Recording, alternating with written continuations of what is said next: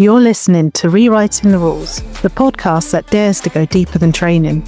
I'm Bethany Bell, creator of the Canine Dialogue Dynamics Method, and this is where behaviour meets relationship, science meets the soul, and obedience takes a backseat to understanding. Let's change the conversation. Something I've been reflecting on a lot lately is how often we see dogs whose breed doesn't quite match the lifestyle they've been brought into.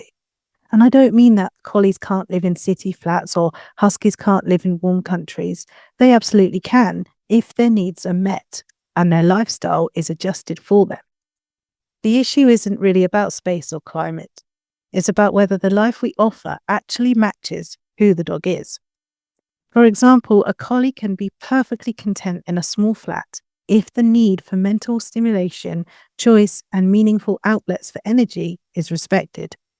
And a husky can live happily in a hotter climate if care is taken to adjust their exercise and comfort. Even a Malinois doesn't need to be trained for extreme sports or circus tricks to be fulfilled. What matters is whether their instinct drives and emotional needs are acknowledged and supported in daily life. The challenge comes when they're not. And increasingly, we see dogs bred for specific roles or energy levels being placed in lifestyles that don't make space for those needs. And instead of just asking how we can adapt our lives to meet the dog's reality, we're often told to train harder, condition more, or desensitize until the dog appears to fit in. In this episode, I don't want to judge or criticize, because most people choose their dogs with only love in their hearts. What I do want to do is open a conversation. What happens when the breed doesn't fit the lifestyle? And why do I believe overtraining and conditioning are not the answer? And what might a more holistic, respectful path look like instead? Because dogs are incredibly adaptable. They'll try to meet us where we are. The question is, are we willing to meet them halfway? And there's a problem with lifestyle mismatches. And let's look at what these mismatches look like in real life. A really common one with high drive dogs, breeds who have been developed to think fast, move fast, and work tirelessly, and they're often expected to be calm, quiet companions who lie at our feet all day. It's not that they can't ever feel or experience calmness, they can. But asking them to live in a permanent stillness goes against what they were bred for. And then there are working breeds like Collies or Spaniels, who for generations have been selected to herd, hunt, or retrieve. And when these dogs are placed in homes where they're expected to just switch that off, the result is often frustration, reactivity, or restlessness. They don't need to be out herding sheep or working in the field to be content, but they do need outlets for those natural drives. Garden breeds face a similar challenge. These are dogs whose heritage is to protect and alert. Yet in modern homes, they're often expected to greet every stranger politely, never bark and never question who comes near their family. And in other words, they're asked to suppress the very instincts that they're bred for. And then we have the watchdog type breeds, dogs deliberately bred to be a little suspicious, to think twice before welcoming someone new. Yet so often, they're placed in situations where they're expected to be endlessly social, to love every dog and every person they meet. None of these mismatches mean that the dogs can't live happily in their family homes. They can, absolutely, but it does mean we need to pause and reflect. Are we asking them to deny who they are? And are we expecting them to live in a way that's comfortable for us while ignoring the instincts that have been hardwired into them for generations? And this is where the pressure starts. It's why so many guardians feel that they have to train harder, condition more, and mold their dog into something that isn't truly natural for them. And this is where we have the rise of over-conditioning and overtraining. When these mismatches show up, the common response from the dog world isn't usually, how can I adapt the lifestyle to meet the dog's needs? Instead, it's often, how can we train the dog harder so they better fit into ours? Dogs are taught to suppress behaviours that are perfectly natural to them. High drive dogs are drilled into settle exercises for long periods of time. Garden breeds are desensitized to accept strangers that they don't actually feel safe with. Working dogs are constantly redirected away from the very instincts that define them. And on the surface, this can look successful. It certainly can look impressive. The dog appears calm, quiet, compliant. But beneath the surface, something important is being lost. When we overtrain a dog to act against their instincts, we're not creating harmony, we're creating suppression. And suppression often looks like calmness until it doesn't. That bottled up energy, frustration, or anxiety eventually finds a way out. And it usually does so in ways that the guardian wasn't prepared for. This isn't to say that training or guidance has no place. Of course it does. But when training becomes the default answer to every mismatch, the dog's voice disappears, their choices disappear, and they're left performing a version of themselves that look convenient for us, but doesn't reflect who they really are. So if overtraining and conditioning are not the answer, what is? This is where a holistic approach becomes so powerful. Holistic support means looking at the whole dog, their genetics, instincts, emotions, environments, and lifestyle, and asking, how can we honor who they are while helping them live well in the world we share? For a high-drive dog, it might mean offering outlets for their energy and intelligence, like allowing them to sniff and explore freely, teaching them words so that they can make choices on walks, or giving them problem-solving opportunities that let them use their brains as much as their bodies. For working breeds, it doesn't have to mean replicating their original jobs. A collie does not need to flock sheep to feel fulfilled. What they need is focus, purpose, and relationship.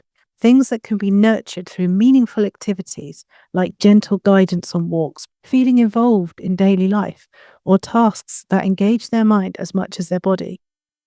For guardian and watchdog breeds, it means respecting their instinct rather than trying to erase them. That can look like managing introductions calmly and carefully, allowing them to choose how close they want to be to visitors, and acknowledging that their protective nature is part of who they are. Their role is not to become a social butterfly. It's to feel secure and understood within the family. The key is balance. Instead of suppressing instincts, we create safe outlets for them. Instead of reshaping dogs into something they're not, we adapt our lifestyle where we can, even in small ways, meet their needs. And in doing so, we give them the freedom to be dogs, not performers. When we step back and we look at the bigger picture, this isn't just about individual dogs and families. It's about the culture we've created around dogs. More than ever, dogs are being treated as lifestyle choices, even as accessories. We see breeds rise in popularity because of films, TV, or social media trends. We see dogs chosen for how they look, for the image they project, rather than for whether their instinct and needs align with the life we actually live. None of this means that people don't love their dogs. They absolutely do. But it does create a pattern where dogs are often placed in environments that don't truly honor who they are. And then, when challenges arise, the default response becomes train more, condition harder, fix the dog. But the real question is not, how do I make my dog fit into my lifestyle? The real question is, how do I adapt my lifestyle to create a shared life with this dog? Because when we see dogs as companions rather than projects, when we respect their instincts instead of trying to erase them, and when we build a life together instead of forcing them into ours, the relationship becomes much richer, easier, and far more fulfilling for both of us. And this is not about judgment. It's about honesty. It's about asking whether we are really meeting our dogs where they are, or whether we're asking them to carry the weight of our expectations without question. Before we close, I'd love to just invite you to pause and really reflect on this with me. Think about when you first chose your dog. What drew you to them? Was it their looks, their breed, reputation, a memory of your dog that you once loved? Or perhaps it was simply a feeling that this dog was just meant for you. There's no right or wrong answer here, but it's worth asking. Did I choose them for who they are or for who I hoped they would be in my life? And now look at your daily routines. In what ways have you adapted your life to meet your dog's needs? Maybe you've rearranged your morning to include longer walks, or maybe you've created quieter spaces at home for them to retreat to. And then ask yourself, where is my dog adapting more to me than I am to them? Are there places where they've had to suppress a part of themselves just to fit my lifestyle? Think too about moments where you felt pressure to train something out of your dog. Have you ever found yourself wishing they would be calmer, quieter, more social, less suspicious? Have you tried to condition away behaviours that were actually part of their instincts, like barking to alert, needing to move, or being cautious with strangers? And here's the heart of it. What would you change if instead of asking, "How do I stop this behaviour?" you asked, "What is this behaviour telling me about who my dog is and what they need?" That single shift in perspective can transform frustration into understanding. Finally, I want you to picture the life you want with your dog in years ahead. Do you want a dog who is blindly obedient, who performs behaviours on cue no matter what? Or do you want a dog who thinks, who feels, who makes choices, and who trusts you enough to share their real self? Because in the end, this isn't about whether a dog can adapt. Dogs are incredibly adaptable. The deeper question is, are we meeting them halfway? Are we willing to adapt too? To really understand why this matters, it helps to step into our dog's paws for a moment. Imagine being a collie, born with generations of herding instinct flowing through your veins. Every fibre of your being tells you to notice movement, to control it, to create order.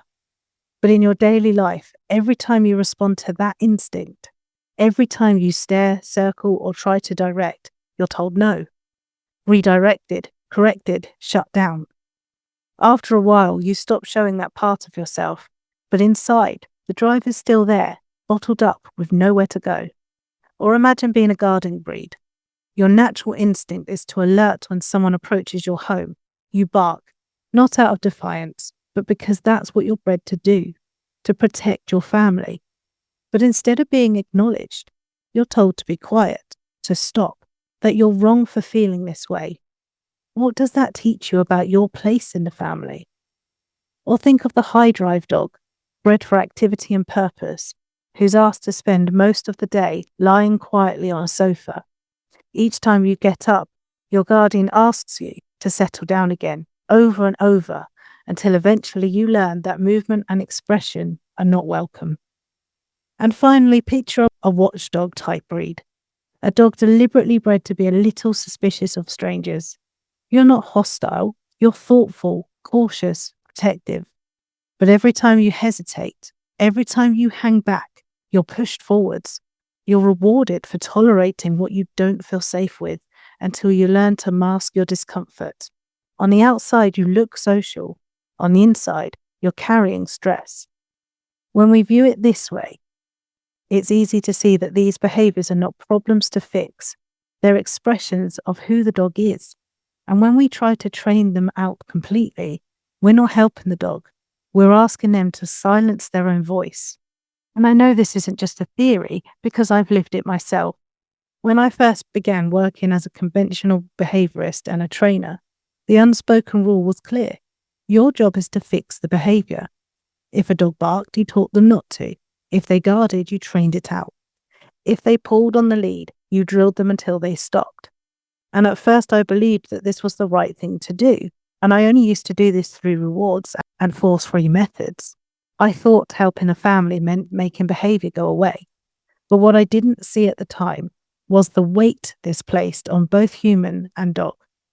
The dog was under constant pressure to suppress who they were, and the human was under constant pressure to manage and perform the right protocols. I can remember the sinking feeling of working with dogs who were clearly overwhelmed, who were simply expressing themselves, and yet my role was to silence them.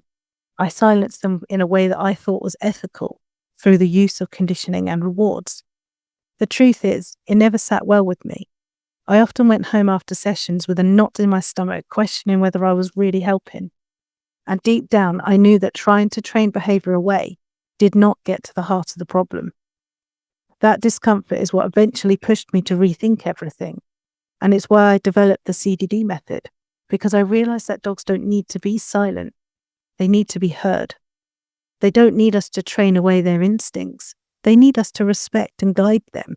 And once I began shifting from that perspective, everything started to change. For me, for the dogs, and for the families that I supported. So what does this look like in practice? How can we begin to support our dogs in ways that honour who they are? First, we add more choice into everyday life. Something as simple as asking, which way shall we go today on a walk, so that your dog has a voice. It shows them that their preferences matter and that walking together is not just about your agenda. Secondly, we can reframe behaviour as communication.